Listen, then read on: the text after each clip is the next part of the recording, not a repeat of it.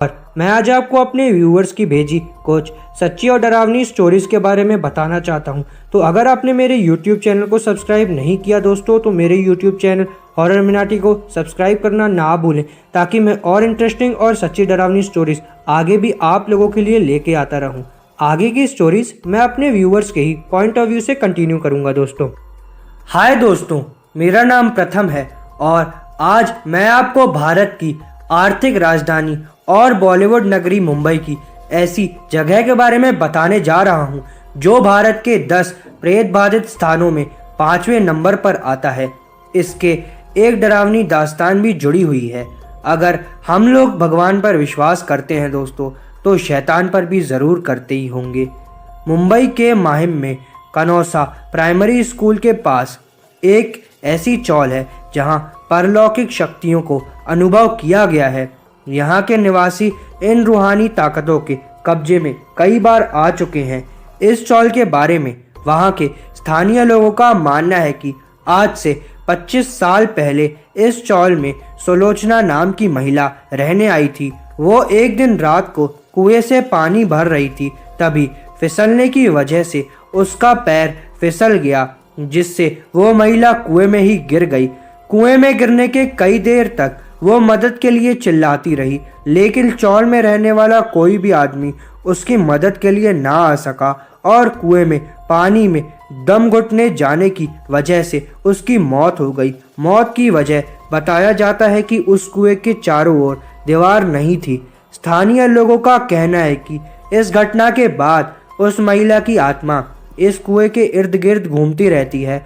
जो कोई रात को उस कुएं के नज़दीक गुजरता है उसे वो औरत दिखाई देती है, लेकिन वो किसी को नुकसान नहीं पहुंचाती है। राम साकेत बिल्डिंग के कंपाउंड के इस कुएं को अब सील कर दिया गया है ताकि वो आत्मा किसी को भी नुकसान ना पहुंचाए। हालांकि वो किसी को परेशान नहीं करती है। यहाँ रहने वाला एक बुढ़ा आदमी उस औरत को जानता था और उसका कहना है कि हर अमावस को उसकी आत्मा यहाँ जरूर आती और सुबह गायब हो जाती है। इस चौल के मालिक, जिनका नाम रिचर्ड है, वो भी रोज इस कुएं के पास फल फूल चढ़ा जाते हैं ताकि उस औरत की आत्मा को शांति मिल जाए। दोस्तों, ये दूसरी स्टोरी राजस्थान की है। राजस्थान में भानगढ़ और कुलधरा के बारे में तो काफ़ी आप लोगों ने सुन ही रखा होगा, पर आज मैं आपको ऐसी राजस्थान की हॉन्टेड जगह के बारे में बताने जा रहा हूँ जो बिल्कुल ही अलग है। इसका नाम है ब्रिज राजभवन पैलेस, जो कि कोटा शहर में पड़ती है। कोटा, जिसका नाम सुनते ही कोचिंग क्लासेस में भारत के सर्वश्रेष्ठ स्थानों का नाम आता है। यहाँ से प्रतिवर्ष हजारों बच्चे IIT जैसे बड़े संस्थानों में चयनित होते हैं। इसके अलावा चंबल बांध के कारण भी कोटा बहुत प्रसिद्ध है, लेकिन इन सब मशहूर जगहों से हटकर एक ऐसी जगह भी है जहां अंग्रेजों का राज हुआ करता था और उनकी आत्मा आज भी इसी जगह पर आकर भटकती है। कोटा की ये कौन सी जगह है और क्या इसका रहस्य है, आपको बताते हैं।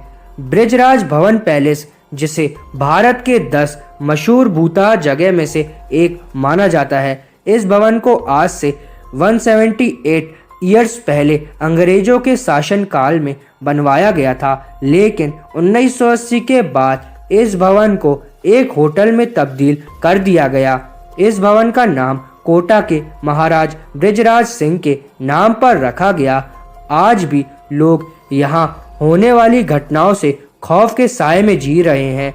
यहाँ के स्थानीय लोगों का कहना है कि 1860 की क्रांति के समय एक ब्रिटिश जनरल, जिसका नाम मेजर बर्टन था, इस महल में रहा करता था। हालांकि वो जनरल दूसरे अंग्रेजों की तरह क्रूर नहीं था, लेकिन अंग्रेज तो अंग्रेज ही होता है। उस दौरान भारतीय क्रांतिकारी यहाँ तक भी पहुँच चुके थे और उन्होंने मेजर और उसके दोनों बेटों को मौत के घाट उतार दिया। इस घटना को कोटा की महारानी खुद अपनी आंखों से मेजर को मरते हुए देखा था। इस घटना के बाद से मेजर बर्टन का भूत इस महल में घूमता है और इसकी पहरेदारी करता है, क्योंकि मेजर का इस महल से बहुत लगाव था।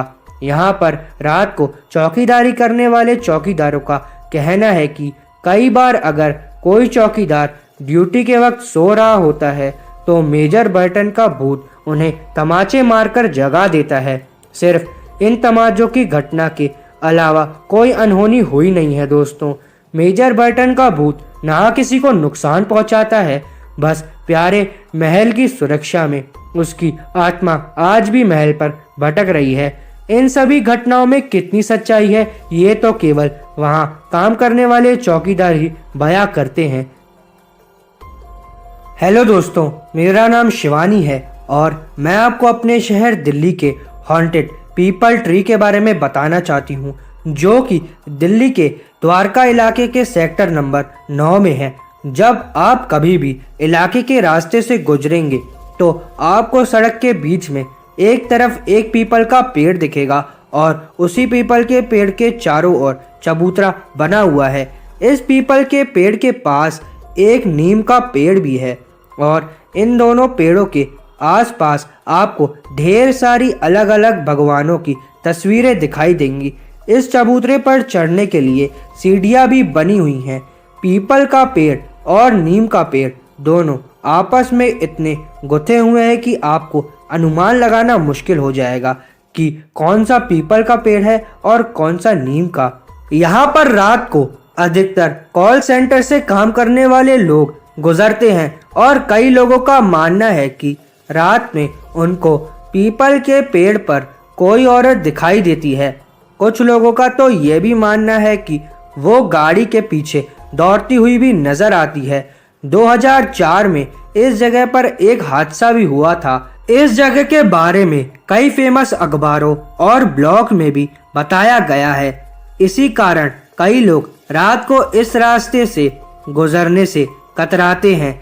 कई लोगों ने किसी अदृश्य शक्ति का एहसास भी होता हुआ महसूस किया है, जैसे कोई तमाचा मार रहा हो। सभी कॉल सेंटर में काम करने वाले इस रास्ते से गुजरते वक्त अपनी कार की स्पीड बढ़ा देते हैं। इन सभी भूतहा कहानियों के चलते गौरव तिवारी की इंडियन पैरानॉर्मल सोसाइटी टीम ने इस जगह का मुआयना भी किया। उन्होंने इस पूरी जगह के रात को कई फोटोग्राफ लिए और कई सारे प्रयोग भी करे।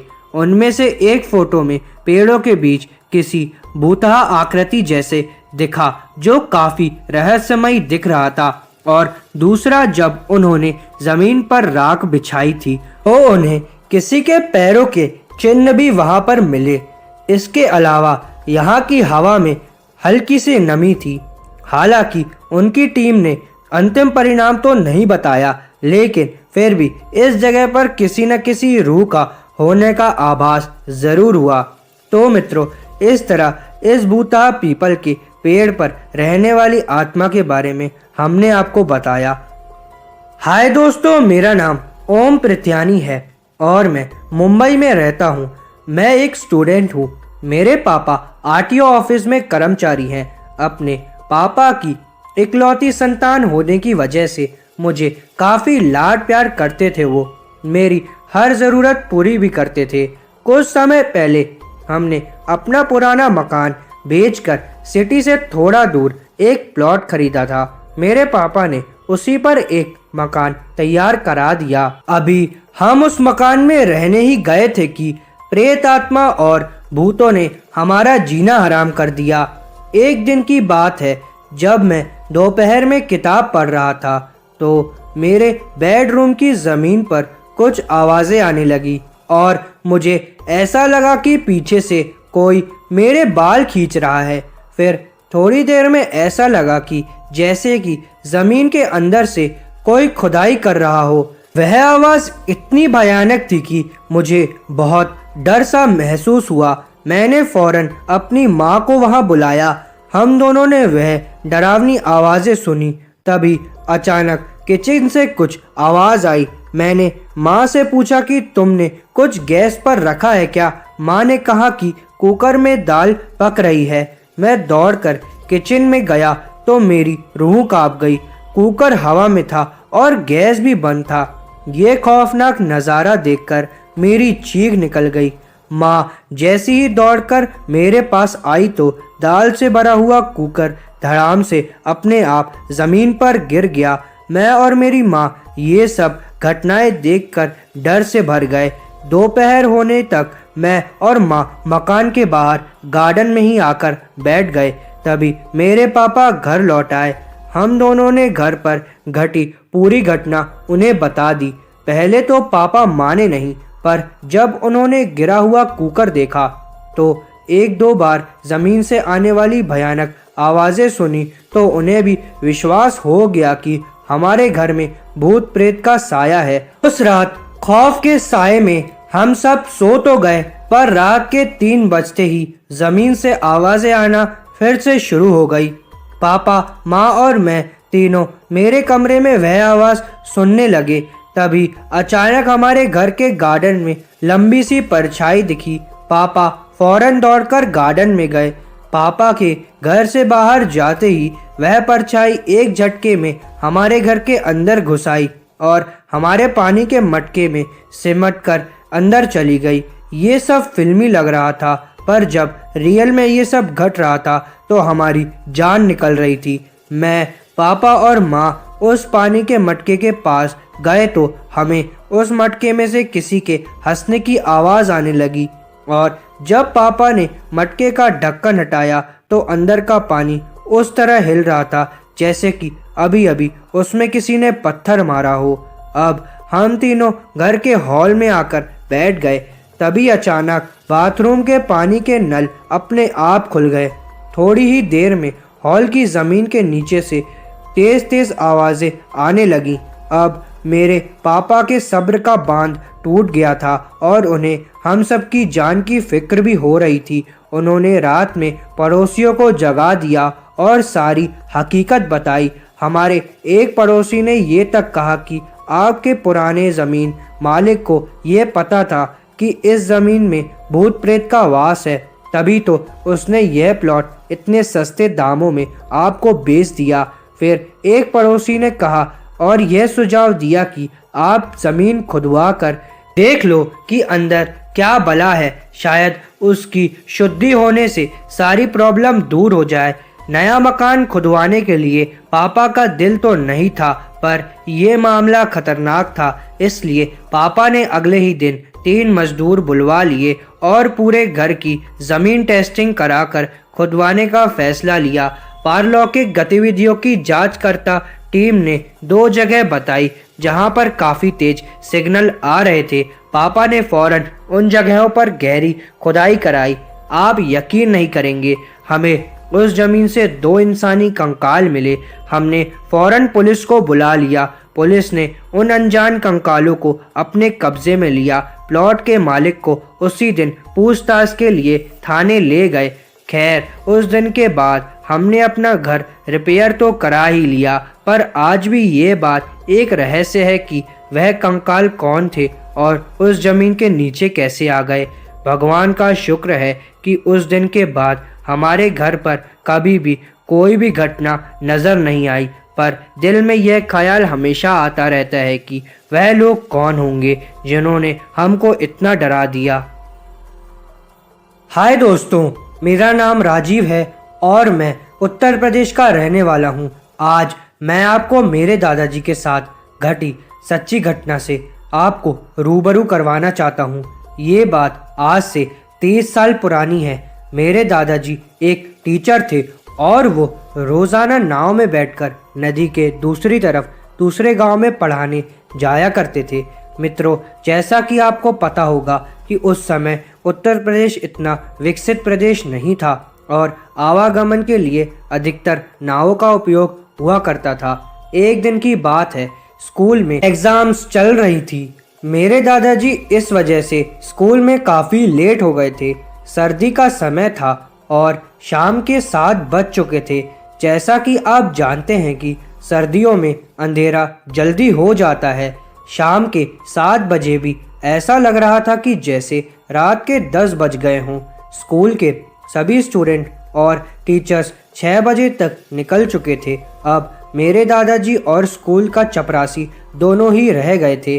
चपरासी उसी गांव का रहने वाला था लेकिन मेरे दादाजी को तो नदी के उस पार जाना था। मेरे दादाजी धीरे धीरे नदी के किनारे तक पहुंच तो चुके, पर उनको वहां भी कोई नाव नहीं दिखी। उन्होंने सोचा आज तो यहाँ मैं फंस गया हूँ। उन्होंने सोचा कि कुछ देर इंतज़ार ही करते हैं, शायद कोई नाविक आ जाए। तभी उनकी नज़र नदी में दूर से एक रोशनी पर आ गई। मेरे दादाजी ने सोचा शायद यही नाव है। मेरे दादाजी की जान में जान आ गई। वो नाव धीरे धीरे करीब आती जा रही थी। तभी वो किनारे पर आकर रुक गई। उस नाव के चालक ने अपना पूरा मुंह ढककर रखा था। मेरे दादाजी ने उसको नदी के उस पार ले जाने को कहा और उसने बिना कुछ बोले अपना सिर हाँ में हिला दिया। मेरे दादाजी ने सोचा शायद बेचारा ठंड के मारे कुछ बोल ही नहीं पा रहा है। अब वो धीरे धीरे अपनी नाव नदी के उस पार ले जाने लगा। मेरे दादाजी ने कई बार उससे बतियाने की कोशिश करी, लेकिन वो कुछ बोल ही नहीं रहा था। अब मेरे दादाजी की नाव मेरे गांव के तट पर पहुंच चुकी थी और मेरे दादाजी नाव से उतर गए और जैसे ही पैसे निकालकर उसको देने लगे तो वहां पर नाव में कोई नहीं था। मेरे दादाजी के होश उड़ गए कि वो नाव चालक अचानक कहाँ गायब हो गया। कहीं वो भूत तो नहीं था। मेरे दादाजी डरते डरते घर पहुँचे और घर जाकर सो गए। अगले दिन मेरे दादाजी ने अपने दोस्तों से नाव के भूत का जिक्र अपने दोस्तों से किया तो दोस्तों ने बताया कि इस नदी में कई सालों पहले एक नाविक की यात्रियों के साथ मौत हो गई थी और वो अपने यात्रियों को गंतव्य स्थान पर नहीं पहुंचा पाया। इसी कारण उस नाविक की आत्मा कई बार रात को फंसे हुए यात्रियों को गंतव्य तक पहुंचाकर उसके बाद ही चली जाती है। हालांकि वो किसी को नुकसान नहीं पहुंचाती। अब मेरे दादाजी समझ गए तो उस नाविक के भूत ने उनकी मदद की थी। मेरे दादाजी आज भी उस नाविक के भूत के किस्से को हम लोगों को बार बार सुनाते रहते हैं। दोस्तों, ये एक सच्ची डरावनी कहानी है। हाय दोस्तों, मेरा नाम रितेश है और मैं राजस्थान के हीमरगढ़ के छोटे से गांव का रहने वाला हूं। मैं आज आपको मेरे साथ घटी एक सच्ची डरावनी घटना सुनाना चाहता हूं, जिसे सुनकर आपके रोंगटे खड़े हो जाएंगे। दोस्तों, ये तब की बात है जब मैं 12th क्लास में पढ़ता था। एक दिन मैंने और मेरे दोस्तों ने मिलकर कहीं घूमने जाने का प्लान बनाया। हम लोगों ने गांव से 4 से 5 किलोमीटर दूर स्थित एको पार्क के पास जंगल में घूमने का प्लान बनाया। हम घर से स्कूल का बहाना करके निकल गए थे।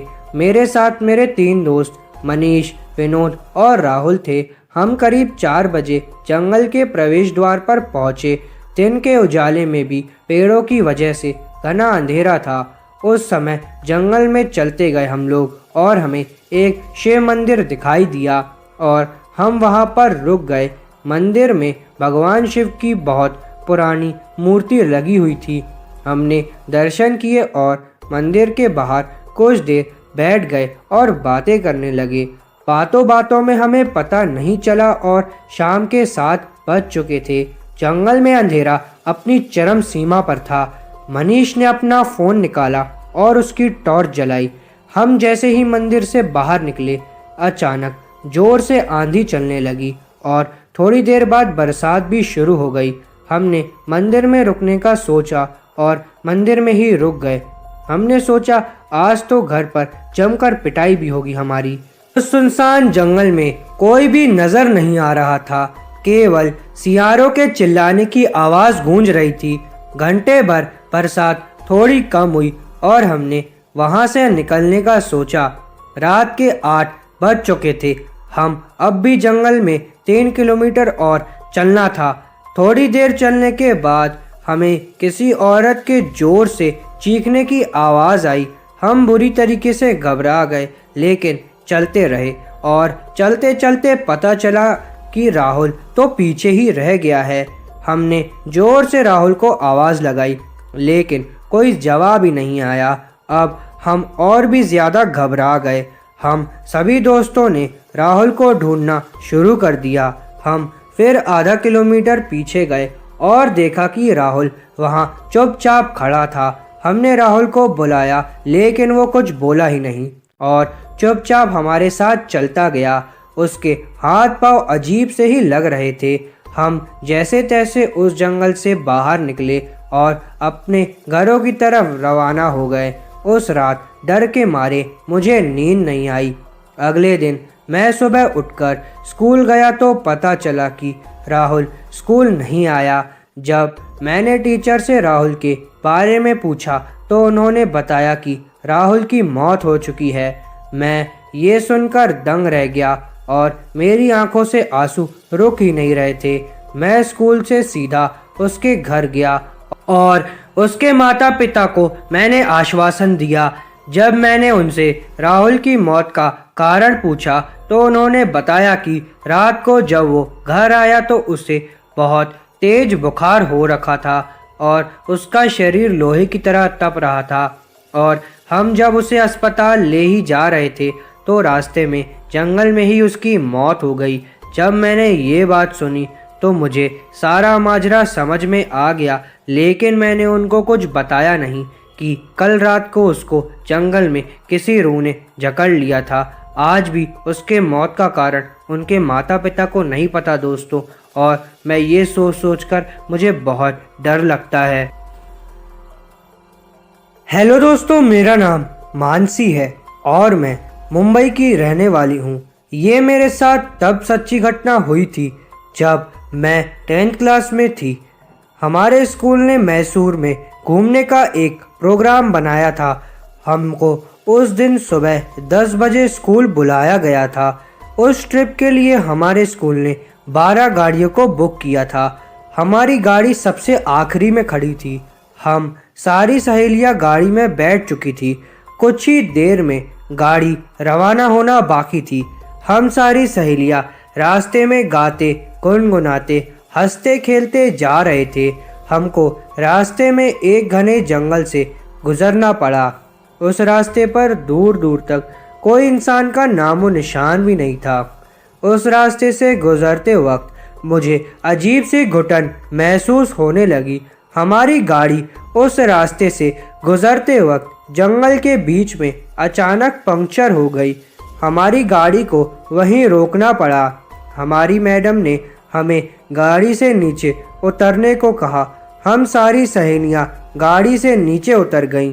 हमारी मैडम से दूसरी गाड़ियों में बैठी मैडमों को गाड़ी पंक्चर का बताया और उनको रुकने से मना किया और कहा कि पंक्चर में थोड़ा समय लग सकता है।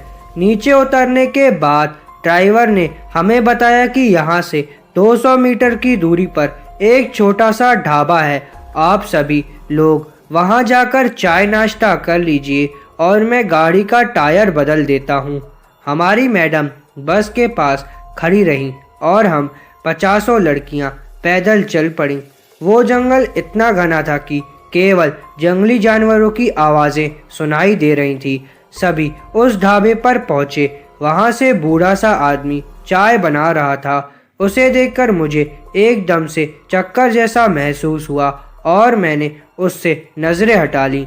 हम सभी लड़कियां वहां पर चाय पी रही थी। तभी थोड़ी देर में वहां जोर से किसी औरत के चीखने की आवाज़ सुनाई दी। ऐसी आवाज़ सुनकर मैं और मेरी सहेलियां बुरी तरीके से डर गईं। तभी वो बूढ़ा आदमी लंगड़ाता हुआ जोर से जंगल की ओर भागा। तभी मेरी एक सहेली को उल्टियाँ होना शुरू हो गईं। हमने तुरंत मैडम को फ़ोन लगाया, लेकिन फ़ोन पहुंच से बाहर बता रहा था। हम सभी लड़कियां उस जगह पहुंची जहां पर बस खड़ी थी। जब हम वहां पहुंचे तो हमारे होश उड़ गए कि बस वहां से गायब हो चुकी थी। हम सभी बुरी तरीके से सहम गए थे और हम सब उसी ढाबे पर वापस चले गए।